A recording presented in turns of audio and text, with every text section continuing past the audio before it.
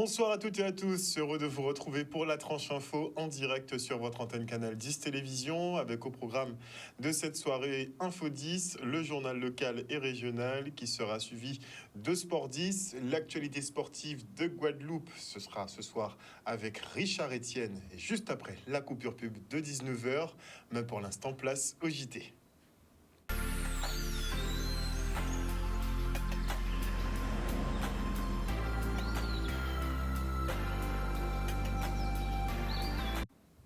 Nous sommes le vendredi 21 octobre 2022.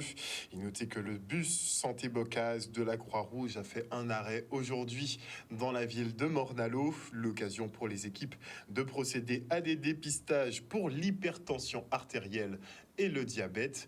Regardez.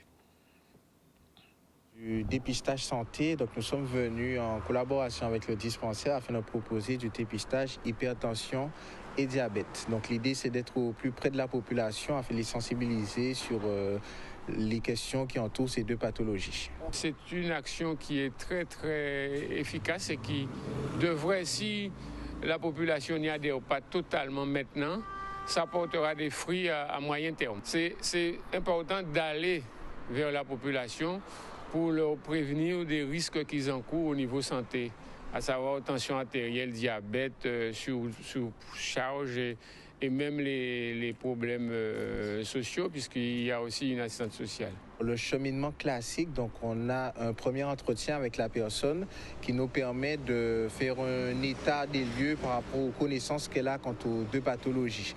Donc comment ces pathologies peuvent survenir, qu'est-ce qu'on peut faire pour retarder le fait d'attraper ces pathologies et pour les équilibrer aussi. Donc on va faire une partie information, éducation. On a aussi la partie qui va être la mesure de la glycémie, de la pression artérielle. Donc l'idée, c'est de déceler une anomalie s'il y en a une, afin de pouvoir orienter la personne par la suite vers un professionnel pour un suivi avec une prise en charge plus poussée. Vu tout ce qu'on entend maintenant, il y a les comorbidités, il y a l'alimentation. Donc c'était très important de venir voir, d'avoir les chiffres exacts de la tension, du taux de sucre. Oui, ça me rassure. Les chiffres sont très concluants et puis je vais continuer à faire attention. Un reportage de Maxime Morel. Et la Chambre de commerce et d'industrie des îles de Guadeloupe, elle est partie à la rencontre des entrepreneurs de vieux habitants sinistrés suite au passage de la tempête tropicale Fiona. Au-delà de la visite, la Chambre consulaire signe une convention de partenariat avec la ville pour la mise en place d'une antenne de crise. Le reportage. Alors surtout, on a décidé, de venir voir ce qui s'est passé après Fiona. Est-ce que les entreprises ont pu redémarrer? Quelles sont celles qui ont les plus grandes difficultés pour pouvoir les accompagner? Parce qu'il y a plusieurs stades. Quand il y a une catastrophe comme ça, c'est le lendemain voir ce qu'il y a. Mais après, on passe à autre chose et il faut venir sur le terrain pour accompagner les entreprises. La convention que nous allons signer dans un petit moment, c'est une convention de moyens. Ça veut dire qu'en gros, la mairie va mettre à disposition un bureau pour que la Chambre de commerce vienne une fois par mois au départ, répondre aux questions de l'ensemble des entreprises et des entrepreneurs de la région, bien sûr vieux habitants, mais on peut prendre un petit peu plus large. Et donc ça évite que les chefs d'entreprise qui n'ont pas beaucoup de temps se disent qu'ils vont avoir plus de temps en faisant l'aller-retour en voiture que le temps qu'ils vont consacrer à pouvoir discuter. Donc c'est toujours pareil, la proximité, aller vers les entreprises, c'est ce que je demande à la Chambre de commerce, c'est de tout faire en sorte pour qu'on se rapproche de ceux qui ont des problèmes et non pas attendre qu'ils viennent nous voir. Il faut après le constat, il faut après le diagnostic, après l'évaluation, il faut rebondir, il faut construire. Et puis il faut le faire avec les instances qui peuvent nous accompagner. Et la CCI, la Chambre de commerce et d'industrie, est une instance qui peut donc accompagner les acteurs économiques. Donc c'est dans ce cadre-là que je dis, on va venir faire une visite pour regarder, pour mesurer effectivement les dégâts, mais en même temps aussi montrer la capacité de se reconstruire que possèdent les acteurs économiques. Tout le temps on parle de résilience, oui, voilà, c'est des exemples de résilience que les acteurs économiques arrivent à mettre en place parce qu'ils savent qu'il faut redémarrer, parce qu'ils savent qu'ils ont des jeunes salariés, parce qu'ils savent que c'est important pour le territoire, donc ils sont présents. Il y en a ici un exemple concret où il y a des jeunes qui ont repris, et pourtant ils ont été bien bousculés par au final. Juste derrière ici, on a une ravine et on est passé pas très loin de la catastrophe, comme dans le bourg, comme chez Café Choulette. Donc ici, on a redémarré. Il y en avait aussi dans le bourg d'autres acteurs économiques qui ont pu se remobiliser pour démarrer. Donc oui, c'était important que la CCI puisse venir regarder. Et une belle délégation avec le président, donc c'est important, le président de la CCI, avec d'autres élus, sont venus donc voir concrètement ce qu'on peut faire à Vieux Habitants et ce qu'on attend aussi de la CCI. Donc on va signer une belle convention qui permettra de rapprocher encore plus la CCI près de ses mandats. Un reportage d'Olivier Félix. Et le lycée Chevalier Saint-Georges lance, lui, cette année, la première classe PTEC de Guadeloupe. Dans ce cursus, 24 élèves bénéficient de l'accompagnement de tuteurs de la seconde au BTS, de quoi faciliter leur insertion par la suite dans les métiers du numérique. Plus de précisions dans le reportage. Aujourd'hui, nous lançons le programme PTEC. Alors, le programme PTEC, c'est un programme mondial qui a un objectif, c'est de permettre donc aux élèves d'une classe d'âge, donc de la seconde jusqu'au BTS pendant 5 ans, d'être accompagnés par des entreprises avec des tuteurs qui les suivront donc pendant toute leur scolarité donc au lycée. L'objectif, il est double, donc il y a l'idée donc d'égalité des chances, mais également donc de former nos élèves à être tout de suite opérationnels quand ils vont sortir donc du lycée. Il s'agit d'un partenariat qui se construit entre l'éducation nationale et tout un ensemble d'entreprises qui acceptent d'intervenir pour venir mentorer un certain nombre d'élèves, leur faire partager aussi une expérience professionnelle pendant leur formation. Orange est partenaire du programme PTEC depuis 2019 et nous avons en fait déjà accompagné 3 classes au niveau de l'Hexagone. Nous sommes en effet convaincus de soutenir l'insertion des jeunes vers les filières numériques et des métiers à croissance pour demain. Tout d'abord, c'est une passion pour le numérique parce que MNT, ces métiers numériques et de la transition énergétique, c'est tout ce qui est en rapport avec l'électricien, tout ce qui est alarme et tout ça. C'est dans ce domaine-là et il faut savoir que ça, avant tout, c'est une passion. En vrai, c'est toujours bien quand on sait qu'on est les premiers à le faire en Guadeloupe. On n'est pas les premiers à le faire en France, malheureusement.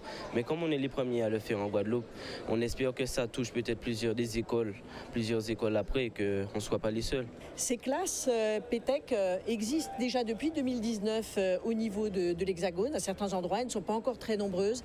Elles se développent. Donc c'est la première qui s'ouvre en Guadeloupe. Et je remercie l'ensemble des partenaires qui s'engagent sur ce projet.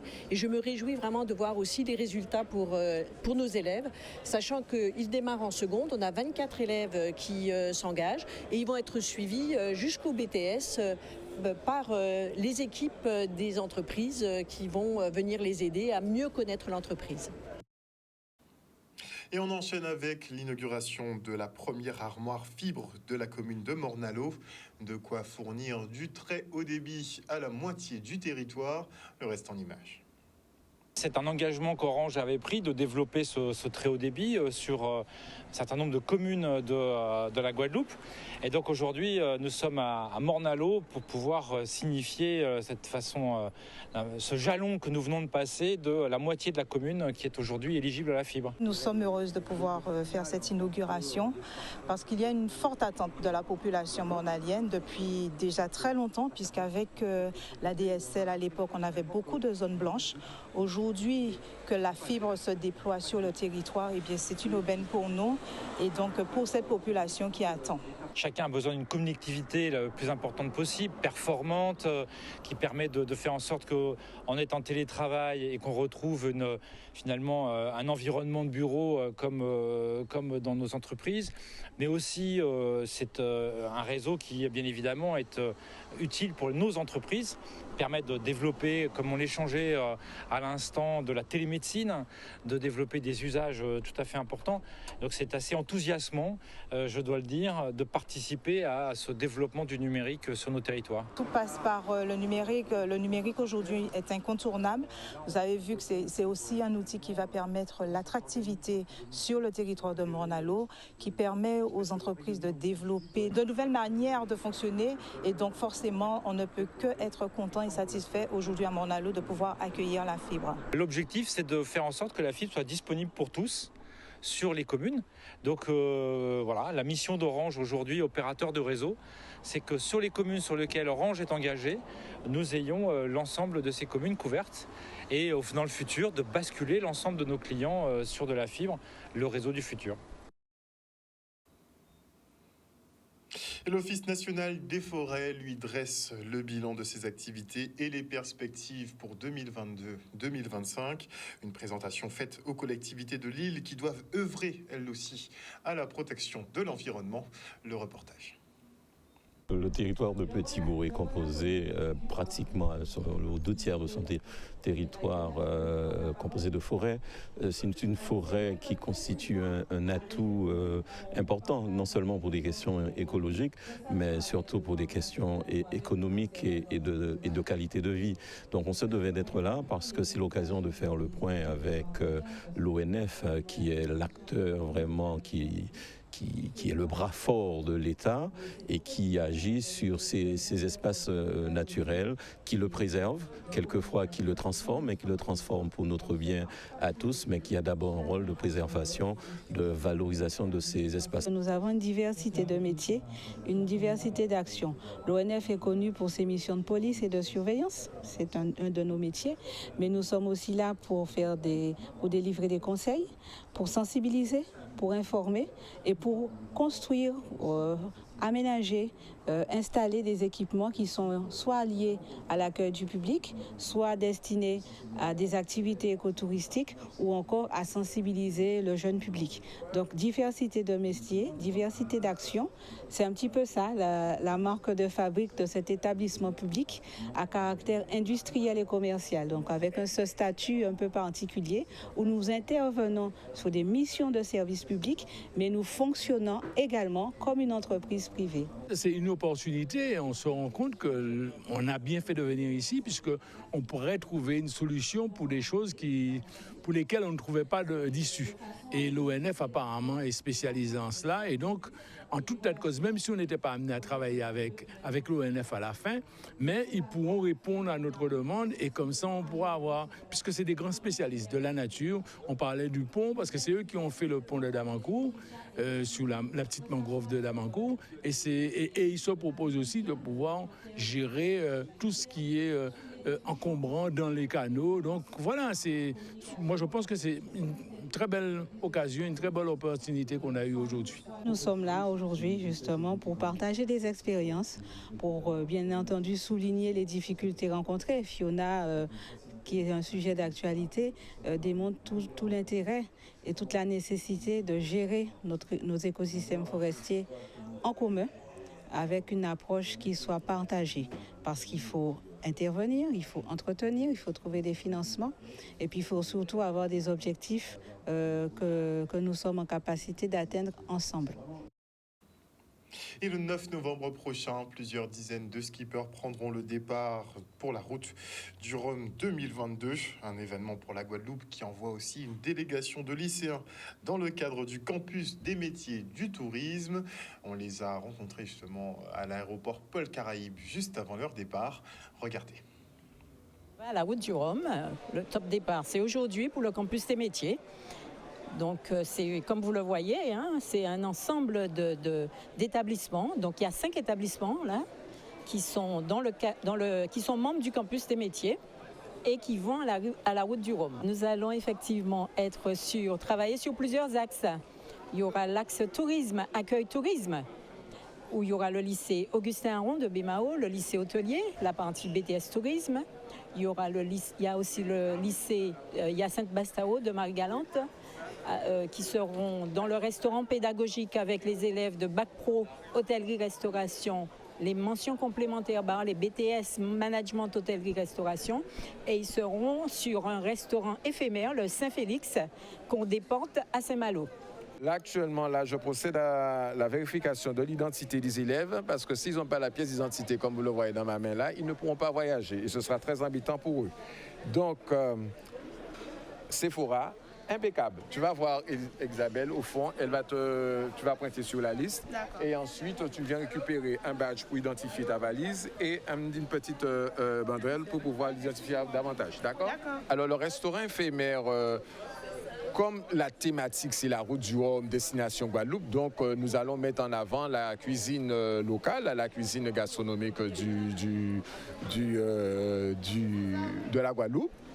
Et donc, pour cela, dans ce restaurant éphémère, nous allons proposer des spécialités. Le courbouillon de poisson, le colombo colombo de poulet, colombo de cabri, l'ioassou. On va mettre en l'honneur le boudin, les crabes. Les chartrous, tous ces produits qui font partie de notre culture culinaire et seront proposés en dégustation à Saint-Malo. Également accompagné des boissons locales, notamment celui qui est en tête par rapport à la thématique de la course. Voilà, je ne dirai pas son nom, mais vous comprenez bien, avec modération, tout à fait. Nous avons l'ambition de recevoir 400 à 500 personnes par jour. C'est une ambition qui est atteignable dans la mesure où ce n'est pas la première fois que nous venons, c'est notre 3e édition. Et de retour sur le plateau, maintenant nous allons parler culture avec monsieur Michel Narayanan-Samy, président du Gopio de Guadeloupe. Bonsoir monsieur Narayanan-Samy. Bonsoir monsieur Luce. Alors justement, le Gopio qui organise la nouvelle édition de la Diwali. Vous revenez donc après 2 ans d'absence. Comment ça va se passer cette année? Bien écoutez, la manifestation a commencé ce soir avec la présentation des candidates à l'élection de l'ambassadrice internationale de la Diwali au mémorial des engagés indiens à Capesterelo.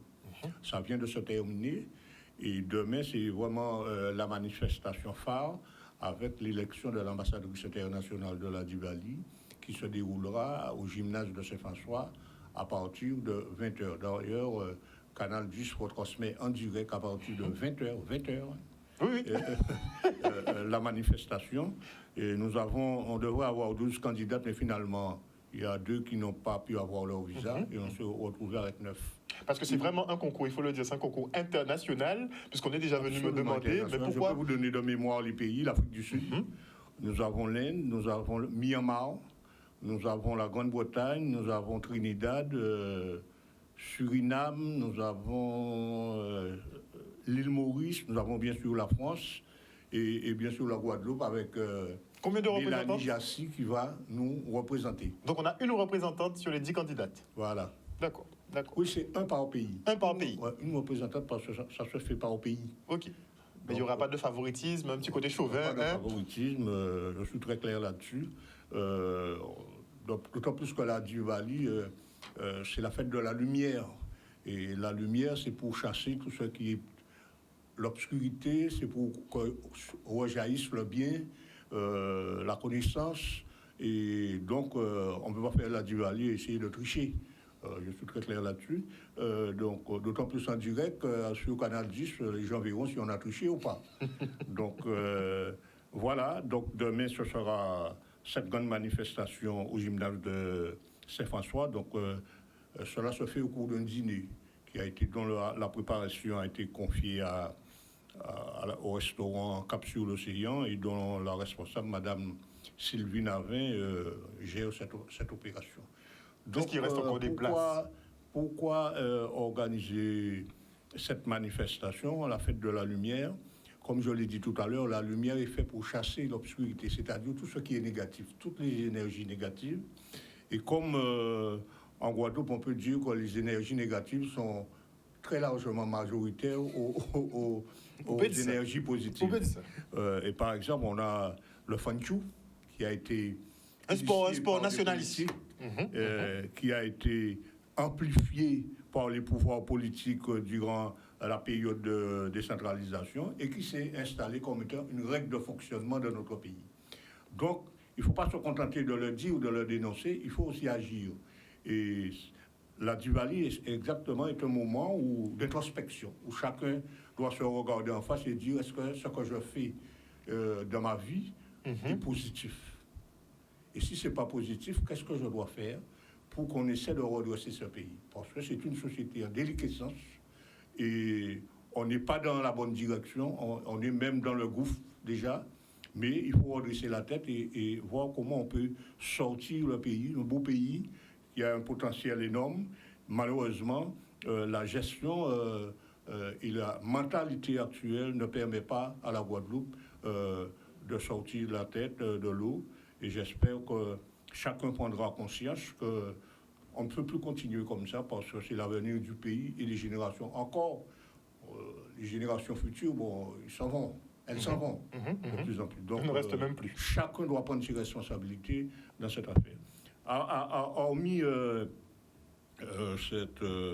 la grande manifestation, c'est l'élection de l'ambassadrice, le dimanche, donc nous avons la chance d'avoir un yogi, Niraj, un grand professeur de yoga qui est ici, et à la plage de Las Champagne, juste derrière l'ancien Méridien, l'hôtel Méridien à Saint-François.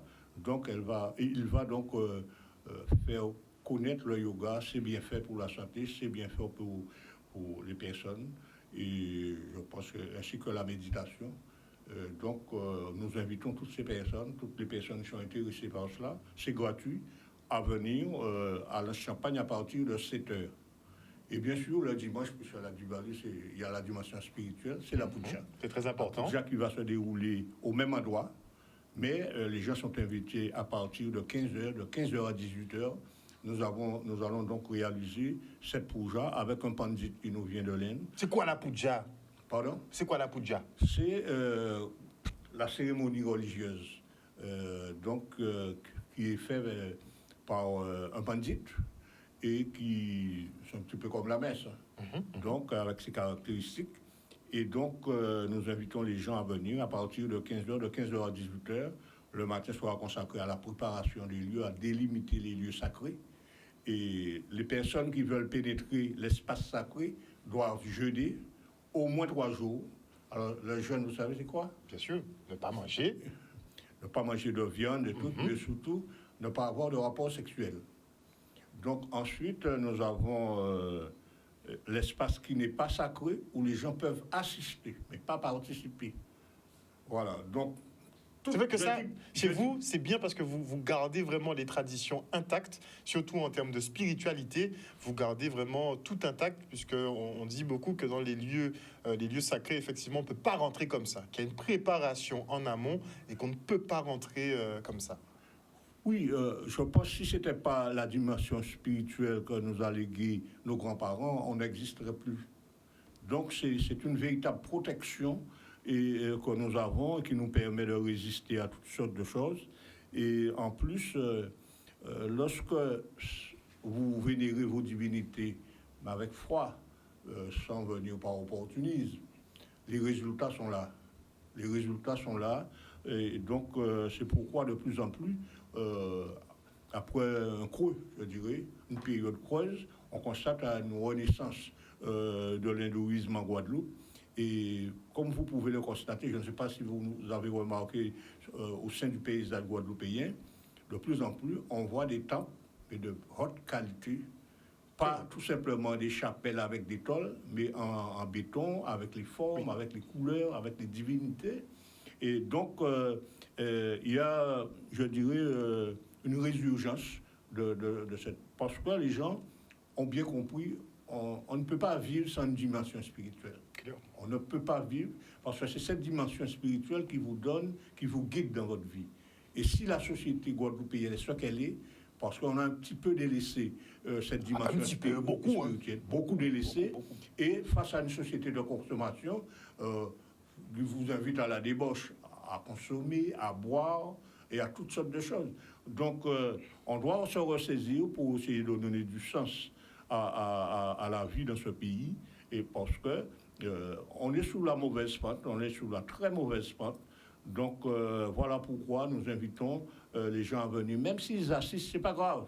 Ça vous permet d'acquérir des connaissances et peut-être vous amener à vous dire, bon, écoutez, il faut effectivement que je change, je ne dois pas avoir ce type de comportement par rapport à mes enfants, par rapport à mon épouse, par rapport à ma famille, par rapport à mes amis, par rapport aux citoyens. Donc, voilà le sens. Parce qu'au niveau du Gopio, nous, chaque fois que nous faisons une manifestation, ça répond à un besoin en Guadeloupe. Par exemple, la société guadeloupéenne va mal, nous apportons la Diwali. Le Pongal, c'est la production. On a un problème de production ici. Nous faisons la fête du Pongal, c'est la fête de la production. Il y a le problème de la violence, on fait la non-violence le 2 octobre, et le problème du yoga pour permettre aux gens de mieux respirer, d'assouplir le corps. Parce qu'il y a quelque chose qu'on a beaucoup insisté au cours de ces dernières décennies, c'est la consommation de biens. On a ignoré que si on ne respire pas, on ne peut pas vivre.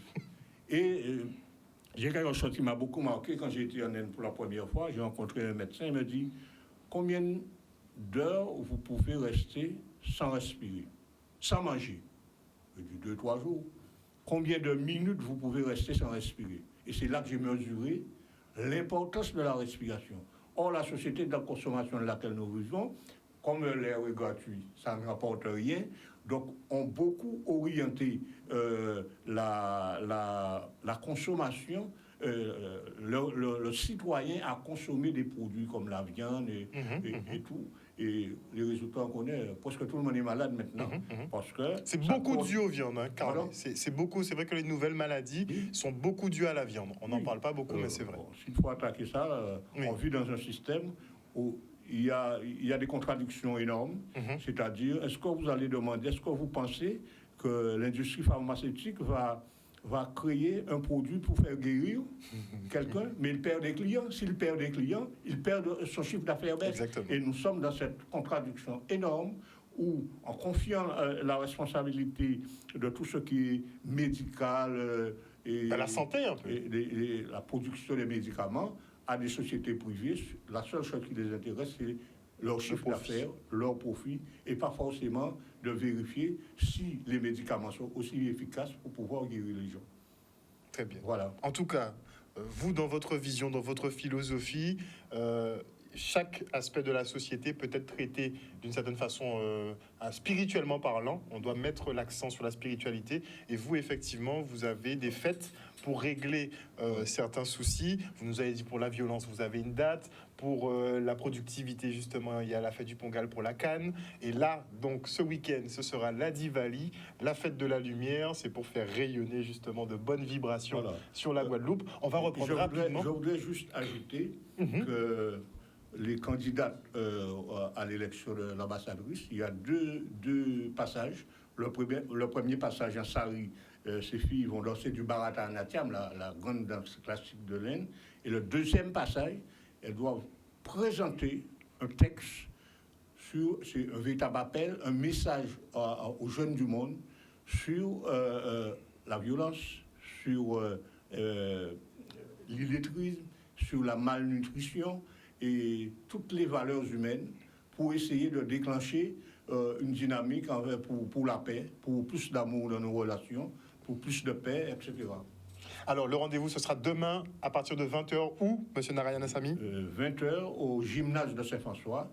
Et je rappelle que les gens pourront voir cette manifestation en direct sur Canal 10 et sur live Facebook, mais je ne sais pas comment le Oui, le Facebook de Canal 10. Tous les Canal 10. Oui, tous les Canal 10. D'accord, ok. Merci beaucoup, Monsieur Narayana Samy. Je le rappelle, président du Gopio de Guadeloupe, qui organise donc cette Diwali 2022. Ce sera à partir de 20h demain pour l'élection de l'ambassadrice internationale. Ce sera à partir de 20h au gymnase de Saint-François. Merci beaucoup, en tout cas, pour ce message que vous nous avez porté. Et on enchaîne avec le mois du créole qui est organisé dans les établissements scolaires de Guadeloupe. Et on va du côté de Morne-à-l'Eau déjà. Jayane et Elaïs, qui présentent les autres en poésie. Aujourd'hui, ça a eu de dire qui dit vigné à créole en les bancs l'école. qui gens nous qui vivent l'école là, qui gens qui évoluent avec créole lundi dans l'ail. L'idée c'est vraiment dans le cadre du mois de créole que chaque monde pose des questions par rapport à langue là et c'est normal que nous retrouvions nous à don la cour l'école pour nous savoir qui gens langue là qui vivent, qui gens petit monde qui a abordé langue là et surtout qui gens qui continuent vrai langue là. Et c'est en même gens pour nous voir qui gens ces professeurs là qui parlent créole, qui gens remettre créole là en place tous les jours. Est-ce qu'il y a adhéré? Est-ce qu'il y a une famille qui a adhéré? Est-ce qu'il y a qui monde qui a adhéré, qui monde qui pas adhéré aussi parce qu'il y a des monde aussi qui pas d'accord pour créole là, des monde qui ont envie de mettre en compétition face à face bita créole et français. Est-ce qu'il y a des amis? Est-ce qu'il y a l'ennemi?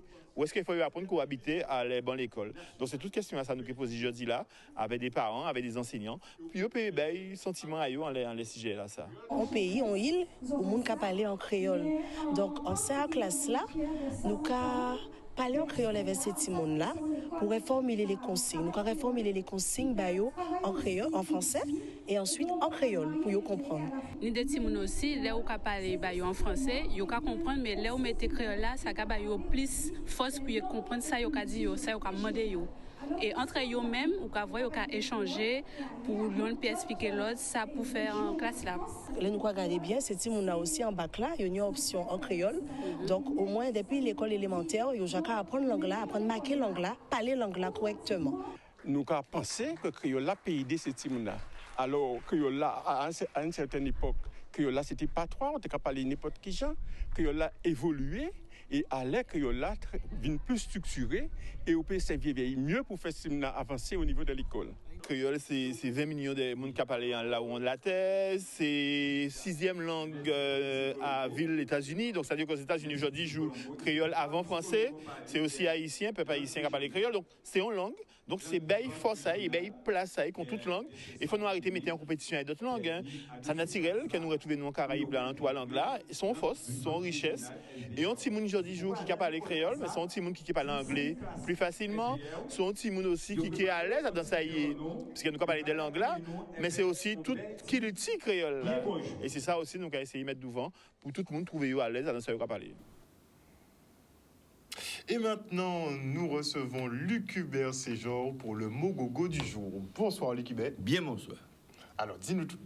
Eh bien, vitement précis. Eh bien, Mogogo aujourd'hui là, c'est ma. Eh bien, ou ni ma, moun de ka acheter de l'eau en ma, on ka parler de l'eau, ma teni ma, moun ka boire de l'eau dedans, mais ma, moun de ka laver dedans, et ou teni ma bœuf aussi. Mais on ni ma, les moun ka fumer une cigarette par exemple, eh bien, ou ka acheter ma cigarette là, ni mégot, mais on ni ma en aussi. Mais nous ka il est au bon aussi. Il ni ma là, il est au bon. Au moins, ils vont habiter en Imar. Ah non, là, c'est marrant. En hauteur, là. Hauteur, là. Voilà. Eh bien, nous avons un coup d'œil aussi. Voilà, nous avons été. Eh bien, voilà. Jean Rafimé, il a jeté ma cigarette là, en mal là. Ni moun qui doit dire en ma, ni moun qui pas dit là, il va dire ma. Mais Jean Rafimé, il a jeté ma cigarette là, ma. Ah, mais nous puissions dire là. Ni moun qui dit ma là, ni moun qui dit ma. Ça va dépendre de son enfant, créole, qui dit ma, bitin, ni moun qui dit bitin là, ni moun qui dit bitin là. Ah ben, vitement pressé, c'était Mogogo aujourd'hui là. En tout cas, nous avons salué vitement pressé Choulou à Carac. Et nous avons salué Mirabel et Larry Saint-Mitière, et Atcho et Henriette Enfant Bambou. Contre j'ai barrément là, ok. Par rapport à Mogogo là, c'est comme ça la vie qui a marché. Et c'est par rapport à eux qui fait nous faire ça, nous faire là. Ça caille vite, là caille vite. En tout cas, merci Luc Hubert et nous allons retrouver au lundi pour un nouveau Mogogo. Aïe, mot derrière pour comment Mogogo derrière pour comment merci. Derrière Mogogo qui ni Mogogo. Ok. Voilà, chers téléspectateurs, nous sommes arrivés au terme de ce journal. Merci pour votre fidélité. N'oubliez pas que sur Canal 10, vous faites l'information que nous diffusons. Le journal local revient lundi à 18h30. Une bonne soirée à vous. Bisous tout le monde.